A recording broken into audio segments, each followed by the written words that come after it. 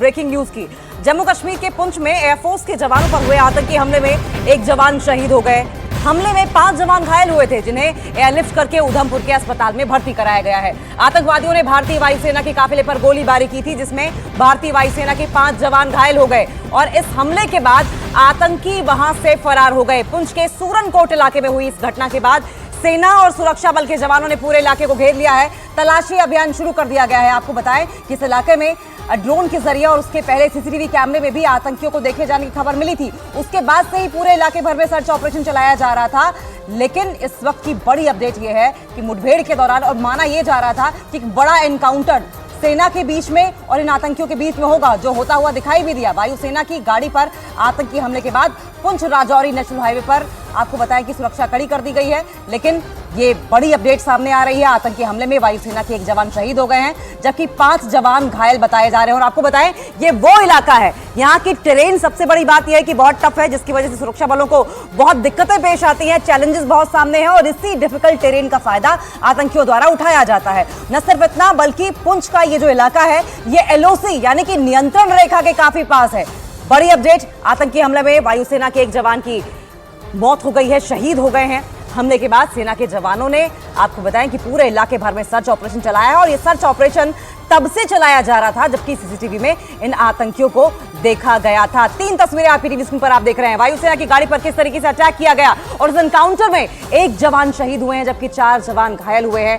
सेना का search operation पूरे इलाके भर में जारी है। हालांकि ये सर्च ऑपरेशन पहले ही 3 दिनों से लगातार चल रहा था, क्योंकि राजौरी सेक्टर में आपको बताएं कि ड्रोन के जरिए कुछ संदिग्ध आतंकियों को देखा गया था। ये गांव में पहुंचे भी थे और लोगों से मदद भी मांगी थी, खाया पिया था। और उसके बाद पुंछ में भी ऐसा ही देखने को मिला। पुंछ में सीसीटीवी में कुछ संदिग्ध आतंकियों को देखा गया, जिसके बाद से ही सेना पूरे इलाके में मार्च कर रही थी, कॉम्बिंग कर रही थी, सर्च ऑपरेशन लगातार चला रही थी।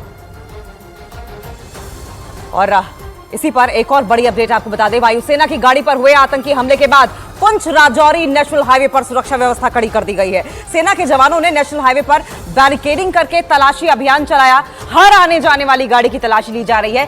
चप्पे चप्पे पर सेना और पुलिसकर्मी तैनात कर दिए गए हैं, जिससे कि किसी भी तरह की कोई अनहोनी ना हो। सबसे बड़ी बात यह है कि चुनाव नजदीक है, ऐसे में चुनाव के पहले या चुनाव के दौरान घाटी को दहलाने की एक बड़ी साजिश के तहत आतंकी इन्फिल्ट्रेट कर सकते हैं या फिर वहां पर मंडरा रहे हैं, इस तरह की आशंका जताई जा रही है। और इसी को लेकर अब सेना अलर्ट पर है। सुरक्षा व्यवस्था पूरी तरीके से कड़ी कर दी गई है।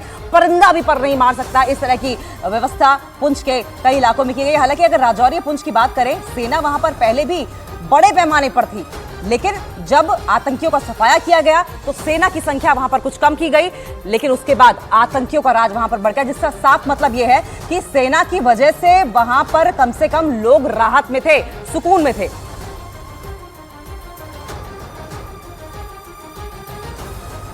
और पुंछ में हुए आतंकी हमले की जम्मू कश्मीर के पूर्व डिप्टी सीएम कविंद्र गुप्ता ने निंदा की है। क्या कुछ कहा, सुनिए। जिस प्रकार का माहौल है, इलेक्शन का माहौल है, उसके कारण से इस प्रकार के प्रयास होंगे। सेना चप्पे चप्पे पर सतर्क भी है, काम भी कर रही है। लोगों को भी कहीं ना कहीं सतर्क रहने की जरूरत है। पाकिस्तान की तरफ से इस प्रकार के प्रयास, जबकि जम्मू कश्मीर में शांति व्यवस्था बनी है, पहले भी इस प्रकार की 1-2 घटनाओं को इस इलाके में करने की कोशिश की गई। पूरी जानकारी के आने के बाद ही कुछ कहा जा सकता है, लेकिन उम्मीद है कि जल्द ही सेना उनको ढूंढ निकालेगी।